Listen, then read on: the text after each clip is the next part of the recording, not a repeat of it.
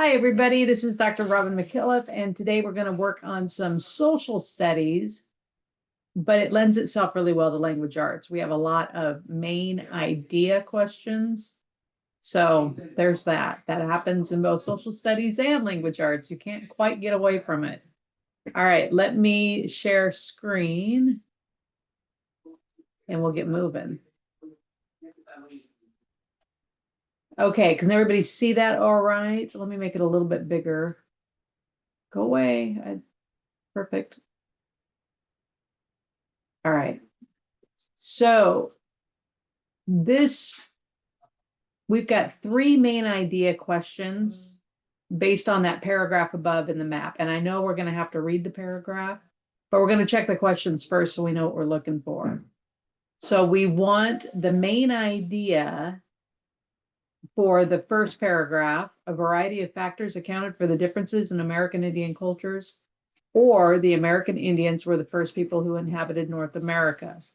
Now, a main idea tends to be pretty broad, generally is not detailed and specific.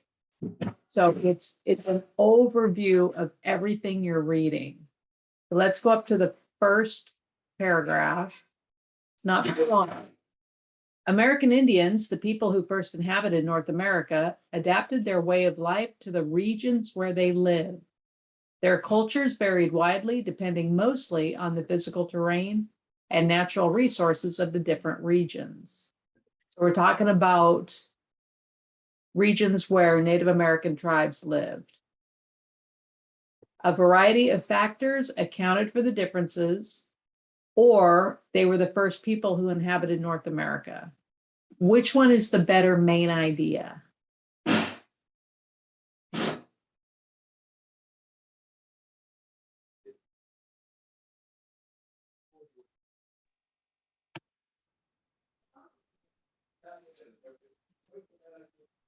A.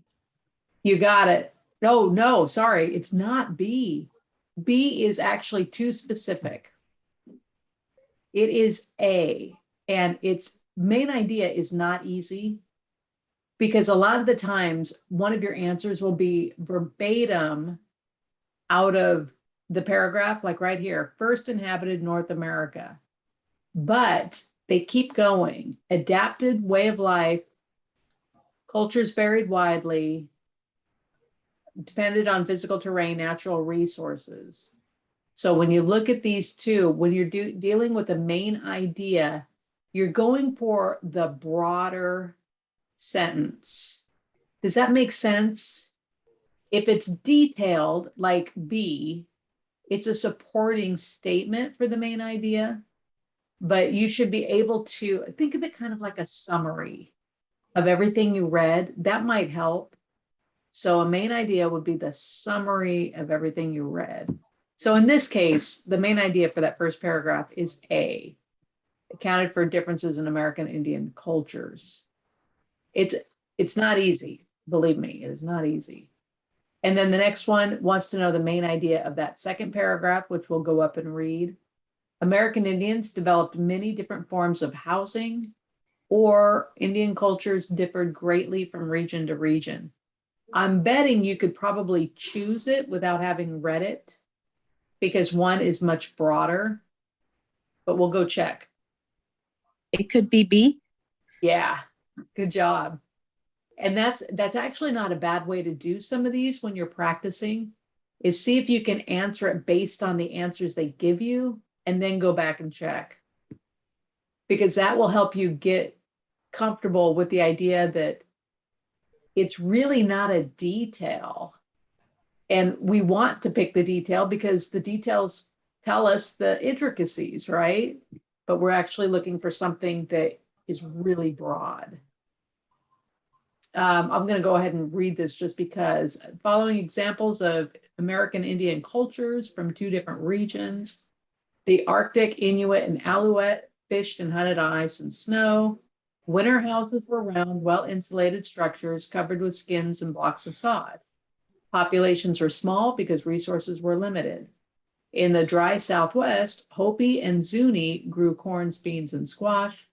lived in multi-story structures similar to modern apartment buildings, and a lot of families live close together in a complex social organization. So that kind of lends itself, they did differ greatly from region to region. Perfect. And they talked about more than just housing. They talked about food and so.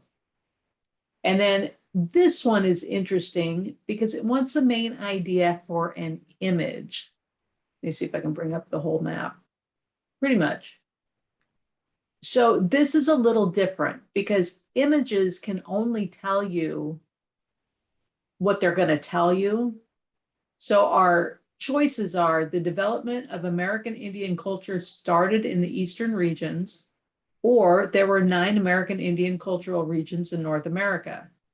Based on this map, which one makes the most sense? B. Second.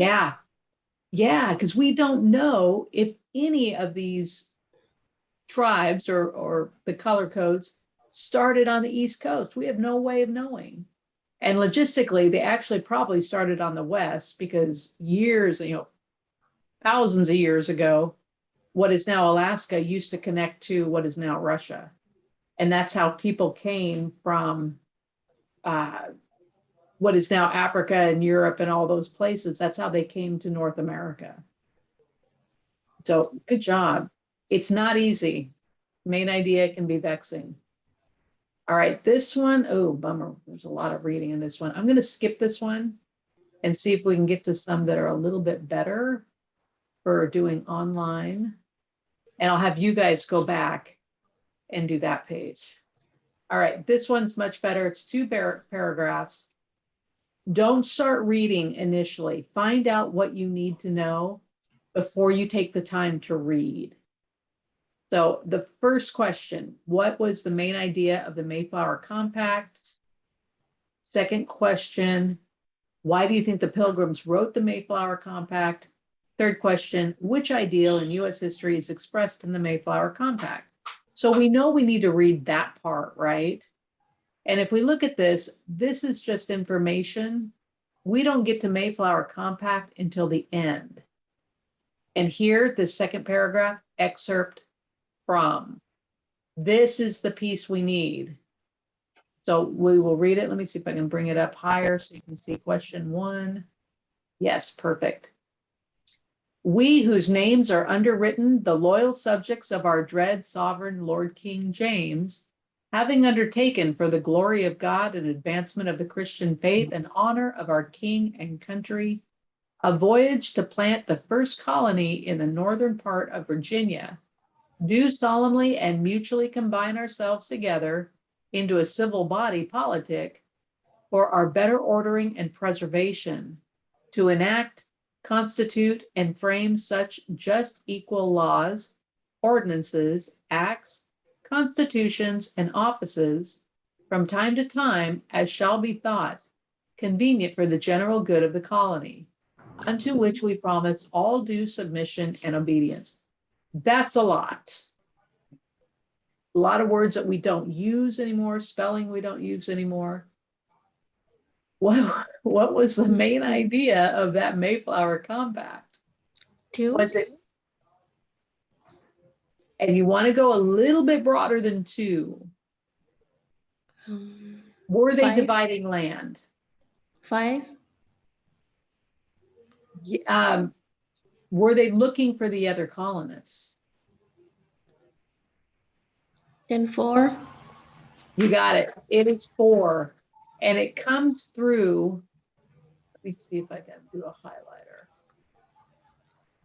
It comes through. They talk about, they're basically introducing themselves in the beginning. We came from England. We're here to set up a colony where we've got freedom of religion, et cetera, et cetera. And then down here. Is a Mayflower is a place? I don't know. Is a Mayflower? Mayflower was the ship they came in on. Okay. And so they happened to name this particular agreement after something they knew.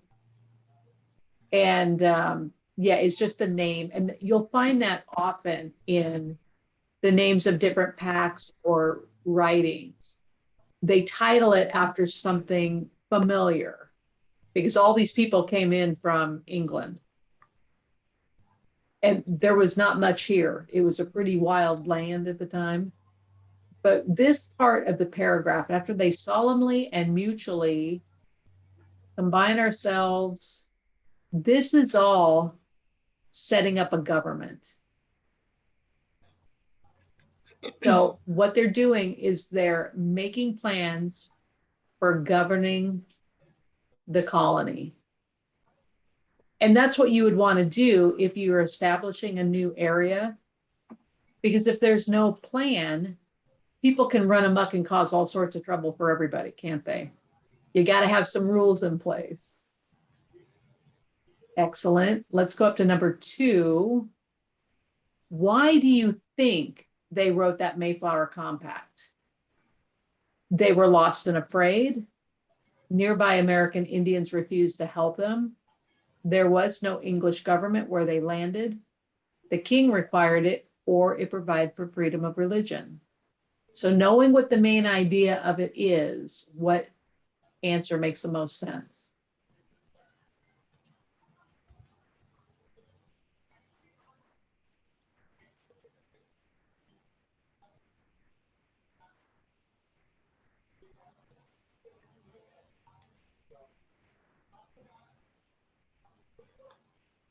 Is it 5? 5 is actually not.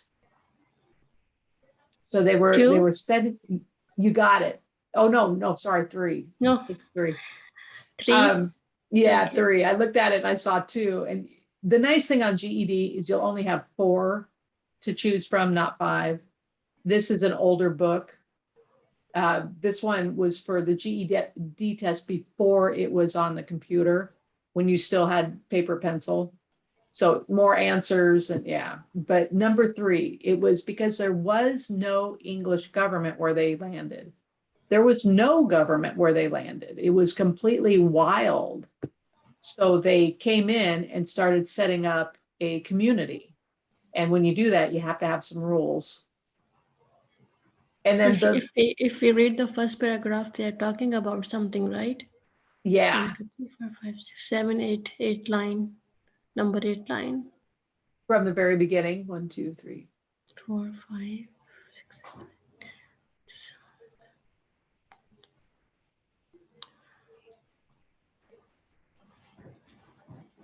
So right up here, are you talking about the first paragraph? Yes. 7. 1, 2, 3, 4, 5, 6, 7, 8, 9, 10. Is something related or no? So this is a really interesting information, but it doesn't really pertain to the questions. Okay. Yeah, it's good to know when you're studying, just because it gives you a little bit of context about why they were where they were. They actually landed too far north. There was another community of their people, and they were trying to get to them, but they sailed too far north, so they couldn't find them. And they just said, well, I guess we set up our own. And that's why they wrote the Mayflower Compact, because there was nothing already established when they landed. It's too wild. Number 3. Now, number 3, the answer does not come out of the reading. This is an inference question where they want you to come up with it because you've read the paragraph. So what ideal in US history is expressed in the Mayflower Compact? So you don't need the first paragraph for this at all. We know that the second paragraph, the Mayflower Compact, was setting up a form of government. Now you have to think about the United States. What is something that people in the United States hold dear? You could make a justification for all 5 of them, but there's one that stands out. 3. Did you say 3? Yes.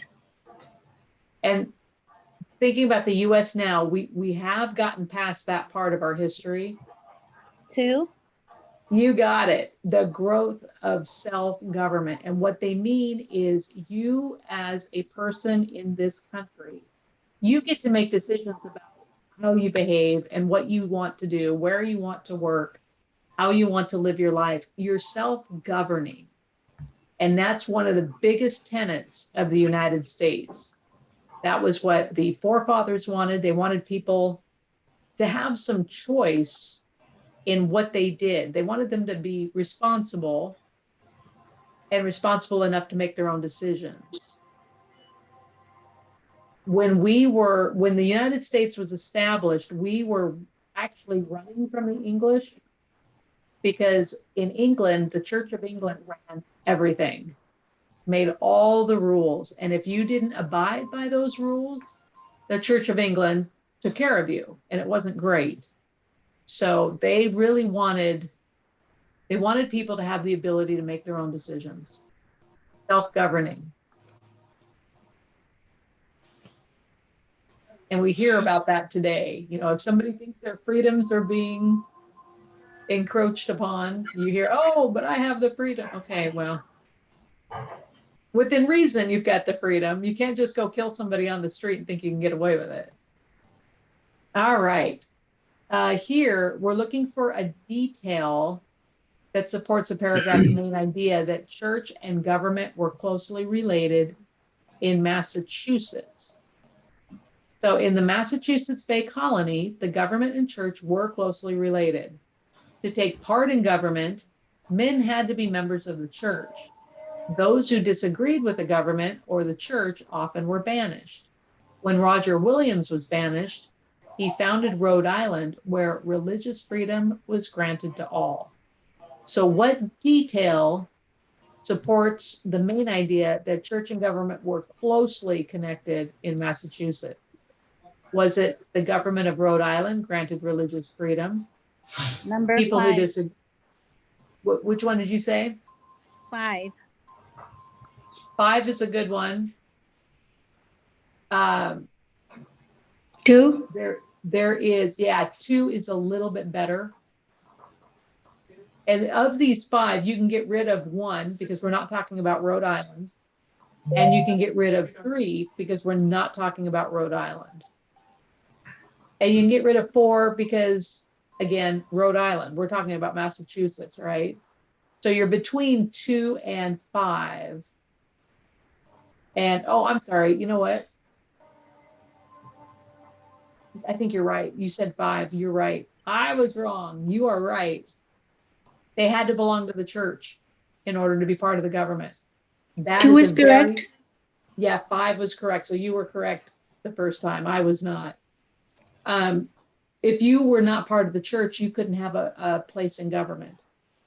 So that made for a very controlled environment, which is why this Roger Williams went and founded a new state with religious freedom for everybody. Are we You could going be to do part of page, we're not doing page 37? 38, and we're going to 39 now. We didn't do 37 because the reading is so long, I can't get it on the screen, Okay, but I'll have you guys work on that. okay, I wasn't sure. I was thinking, why did we miss a page? All right, let's check this one out. We've got, they want the main idea of the paragraph. This one is heavy on main idea in social studies, which is good for language arts because you'll get it in both. And then the number 6, what main idea does the information in the map show? What information from the map supports a conclusion that farming in New England was more difficult? So we've got map questions. And then according to the information in the map, which colony of people were most likely to make their living fishing? I like map questions better than reading questions. So we'll start with number 5, which is a reading question. What's the main idea of this paragraph? By the 1730s, there were 13 English colonies in what is now the United States. Because of differences in geography, people in these colonies earned their living in many different ways. New England colonies had poor soil, cold winters. However, they did have really good harbors. so where they could fish. The middle colonies had soil that was good for growing grains like wheat, and the southern colonies had warm weather and rich soil, which made it possible to grow crops like tobacco and cotton, and those were grown on huge farms called plantations. So we are looking for the main idea of that particular paragraph. There were 13 English colonies. Is that a main idea? No. No, it's a fact. It's absolutely true, but it's not a main idea, and certainly not for what they were talking about. Geographic differences caused people in their colonies to make their living in different ways. And that means, New England was different than southern colonies. So they were all a little bit different because they were geographically separate, right? Number 2 is your answer. Yes, two. That makes sense. And if you can find your answer in A or B, don't even bother reading C or D. It just throws you off. But if you come across an answer, and it sometimes happens, A or B will be so strongly the answer that you don't even have to bother looking at C and D. All right, number 5, the main idea of the map. I'm going to take this down just a little bit. Main idea of the map. England's North American colonies were grouped into 3 categories. Okay, that's true. France, England, and Spain all had colonies in what is now the US. England had 13 colonies in what is now the US. Mississippi River was located far to the west of England's colonies. Both the English and French claimed the land west of the Appalachian Mountains. Every one of these is true. What is the map trying to show you? Number 1. The first one? Yes, exactly. And this is why I like map and image questions, because they can't really mess it up. Mm-hmm. They're showing you one thing and they can throw in all this stuff that sounds good, because like every one of those is correct. But the answer for it is number 1. Good job. They've got the key right here, the New England colonies, the middle colonies, the southern colonies. Excellent. All right, number 7.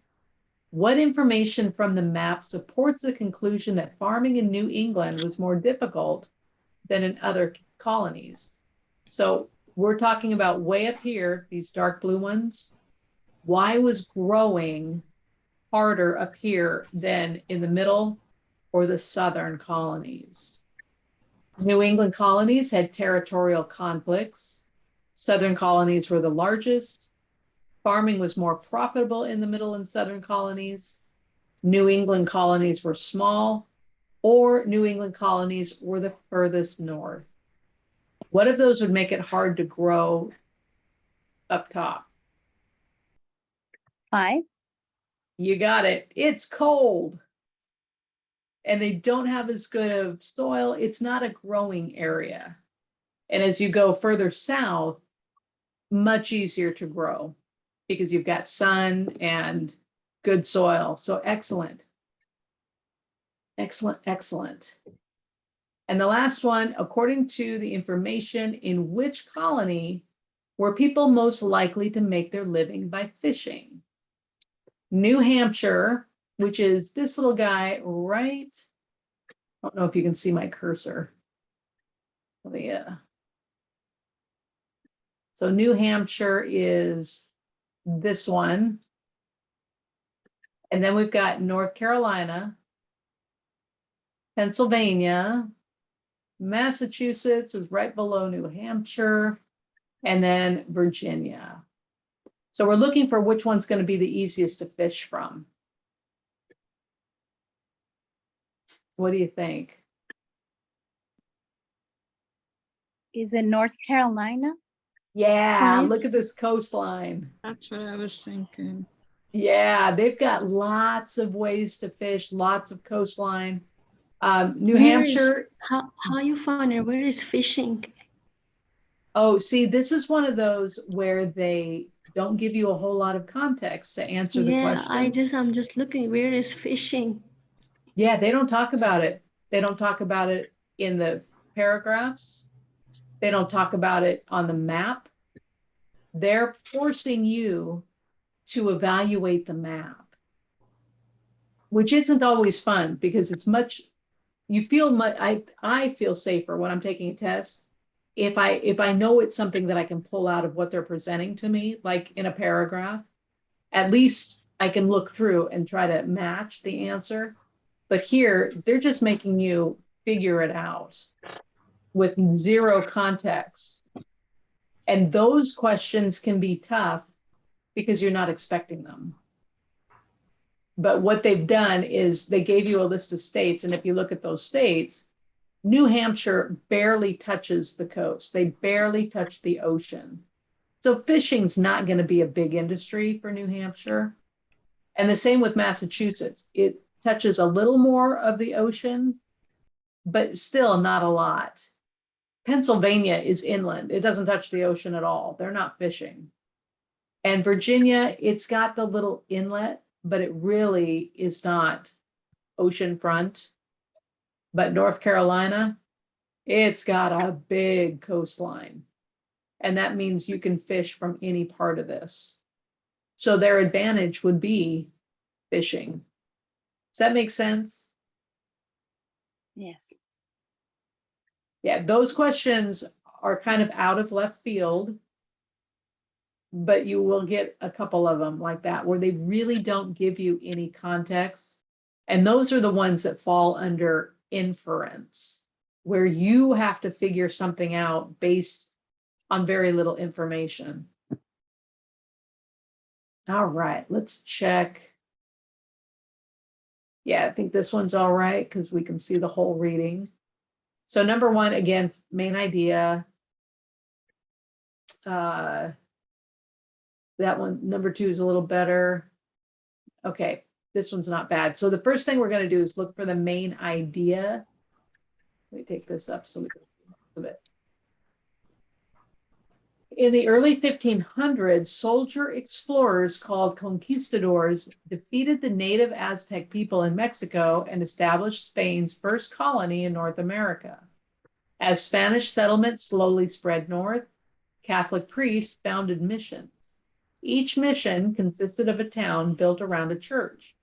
The Spanish founded about 150 missions in what is now the United States. Most missions were in present-day states of Florida, Texas, New Mexico, Arizona, and California. The purpose of a mission was to develop the surrounding region and convert its American Indians to Christianity. Gradually, large American Indian villages developed around missions. Most of the mission's work was done by these village residents. The lives of the mission Indians were harsh. They worked in shops, weaving cloth and making other products. In nearby fields, they tended cattle and raised a variety of crops. They were forced to obey the priest's orders, and also they had to give up their religions. Those who resisted were often whipped. So the main idea of that is it the duties of priests in the Spanish colonies? Is it Spanish exploration? Is it the conquest of the Aztec, the establishment of the mission system, or the Spanish settlement of Mexico? 4.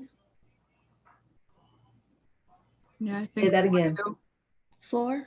Yes, great. Yeah, it's about the missions. Yeah, the And whole the time other, they're talking about mission. yeah. Sometimes they're kind, other times they are not. All right, now the passage suggested that the lives of the mission Indians were most like the lives of which other group? They did not make this comparison. GED is asking you to make the comparison. So were the mission Indians more like factory workers, farmers, the priests, colonists, or were they more like slaves? Factory workers? So check 4. this. 4. Check this right in here. Lives of Indians were harsh. Work, work, work, work. Those who resisted were often whipped. So it's 5. Yeah, slavery. They were treated as slaves. But this is another example of they didn't give you any context for that. They just said, oh, by the way, what do you think? And they do that to you. They're like, so you've read it. Now come up with a whole new way of thinking about it. Because, you know, you're in the middle of the test and you have all the time to think about it, right? Hmm? Which statement supports the opinion that life for the mission Indians was harsh? Was it because the Catholic priests founded the missions? Was it mission Indians tended cattle and raised crops? American Indian villages developed around the missions? Mission Indians were forced to obey the priest's orders and give up their religion? Or in the early 1500s, conquistadors defeated the Aztec in Mexico?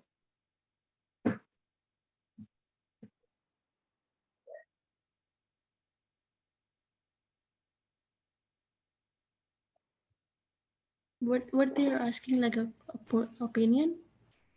Yeah, they want to know what of those 5 statements supports the idea that mission life for the mission Indians were hard.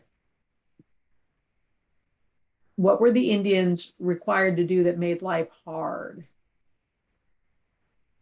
Number 2. 4. 4. 4, yes. They had to obey the priests. Native Americans had a very different religion and culture and social organization than the people coming in exploring the country. And of course, the people coming in felt that the Native Americans should be just like they are. And so they made them change everything. They made them change the way they ate, the way they dressed, the way they believed in higher powers, the way they worked, the way they related to each other. It was hard, you know, having these strangers come in and change everything and force them to be different. So it was a difficult time. And many of them died, mostly because of disease that the Europeans brought over. Those diseases did not exist at that time in North America. They do now. Which sentence about Spanish missions would be the easiest to verify? So which one is the easiest to say that's an absolute fact? Indians who disobeyed orders were whipped. The mission's purpose was to develop a region and convert its Indians to Christianity. Mission work was done by Indians. Most missions in the US were in Florida, Texas, and the Southwest, or Indians wove cloth and did farm work. Which one can you prove without a doubt? Number 2. Number 4. Number 1. Number 4. Number 4. Okay. We are hoping that our historians are correct in telling us that they were maltreated, that they did farm work and all that. We're assuming history has been written correctly. But we can absolutely pinpoint where missions were developed in what is now the United States. There will be records saying, yeah, a mission went up here, a mission went up here, a mission went up here. And that's what that question's looking for. Which one? Without a doubt. All right.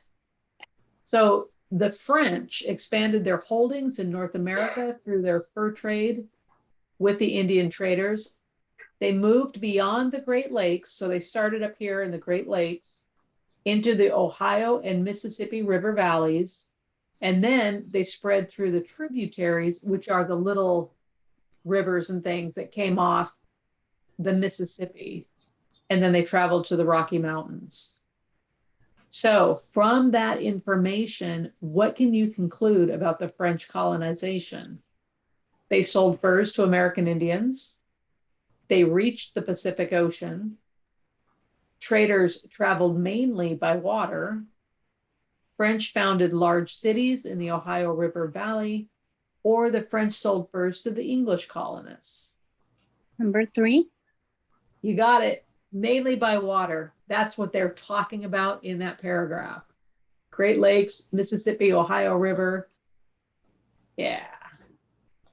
Nicely done. All right. So here is another image. This is a chart. I don't love these kinds of charts. You don't have any grid lines, so you don't have perfect numbers. It's always a guesstimation about where these land, but that's okay, because usually they give you enough leeway in the numbers. What was the white population of Southern colonies in 1740? So we need to find 1740, which is the middle here. Is a And the A, white, number 1, about 250? so 250 people. Because his white population is a gray one, right? Number Yeah. 3. So what Oh, does in this 1000. say? Okay, in 1000 is a number 3.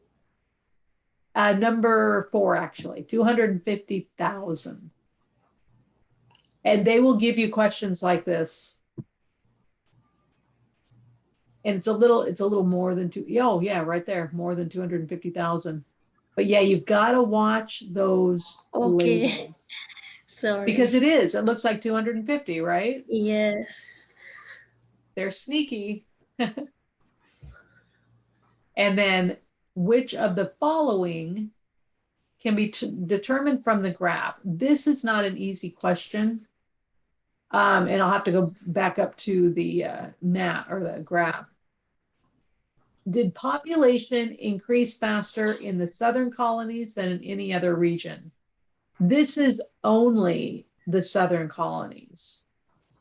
So we can get rid of number 1 because we don't know, based on the information in the graph, about any other colonies. These are the southern colonies.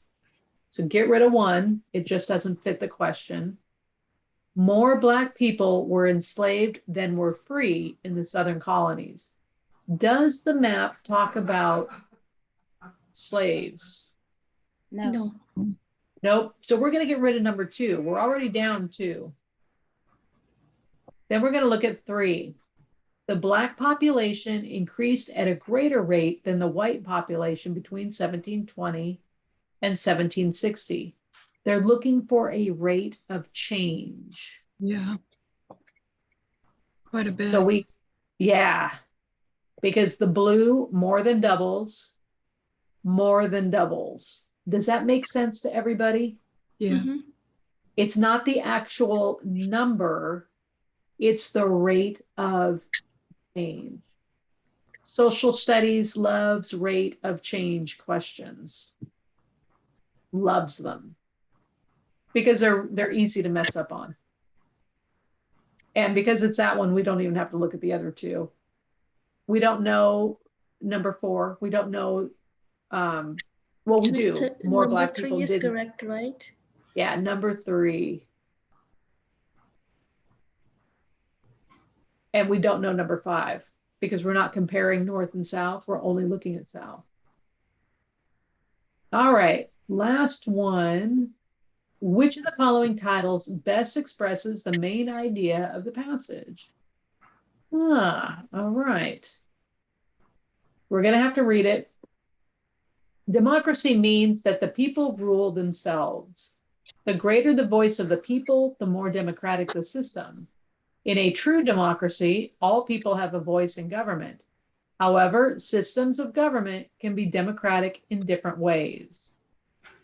Before the outbreak of the American Revolution in 1776, the 13 British colonies were governed in 3 basic ways: royal colony, proprietary colony, or self-governing colony. Each of these systems applied democratic principles differently. Is that enough information to answer this question? Number 2. Even Number better 3. than that one. 3, yes, they're talking about the different systems. And so that one you could answer in that second paragraph. Perfect. And then the last question, according to the information in the passage, which of the following colonies was the most democratic? So we didn't read that in the first two paragraphs, right? So we keep going. 9 of the colonies were royal colonies. In these, the King of England appointed the governor. In proprietary colonies, the proprietor or owner of the colony selected the governor. Can you imagine owning a colony of people? Maryland and Pennsylvania were proprietary. Connecticut and Rhode Island were self-governing. In self-governing colonies, the colonists themselves elected the governor and all members of the legislature. So your answer is in there. Which was the most democratic? 4. 4. Yeah, yep, Rhode Island. Excellent. So how is that? But in the last paragraph, it says Pennsylvania. Yeah, let me jump back.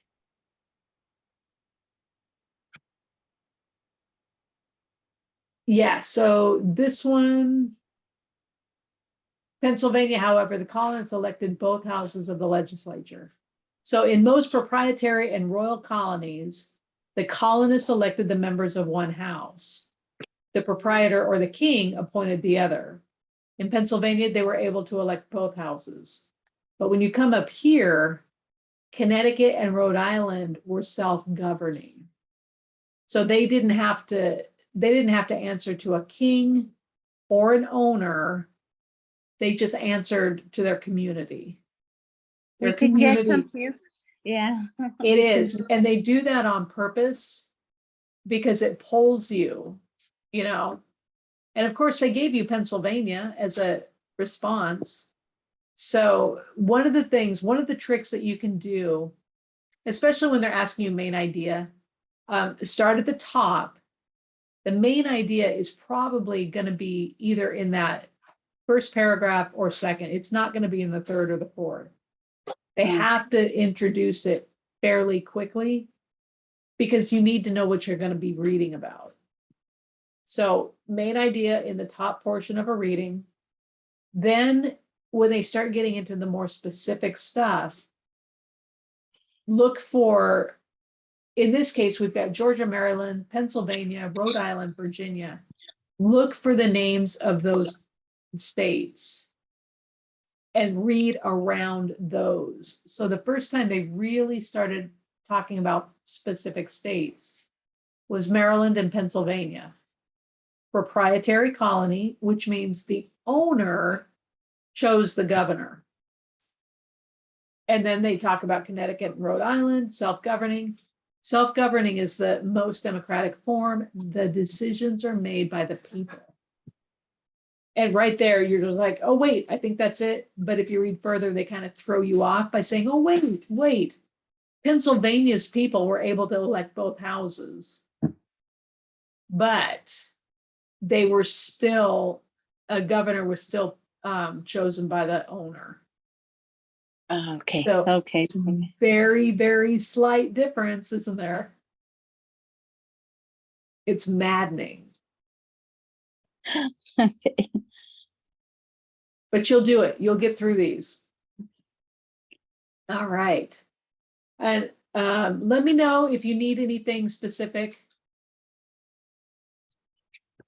And I'll get you more. Again, this particular book, this was for the previous GED test.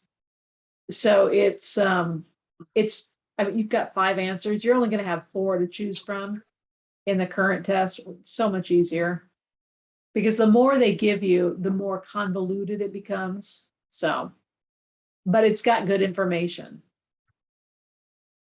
And I tell you, GED loves the ones that are not super clear. Love them. Yeah. All right. I think tomorrow is science. I don't think there's any reason for me not to be Nope. We'll have science tomorrow. Is there anything in science that you want to see?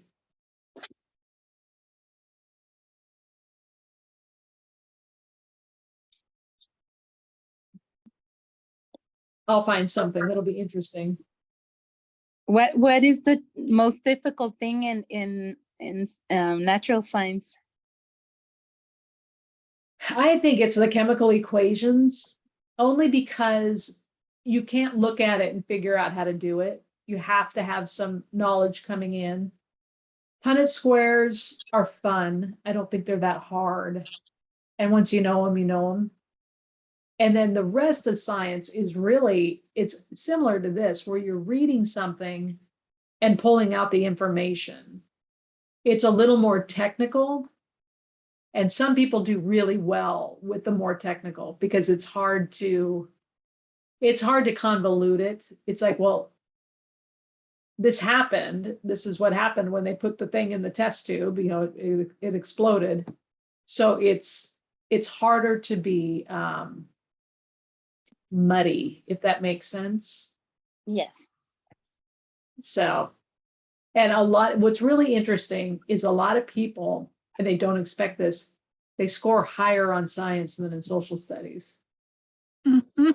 And I think part of it is because your brain gets bored with all this reading and answering questions, which is very social studies. It's very similar to the language arts test.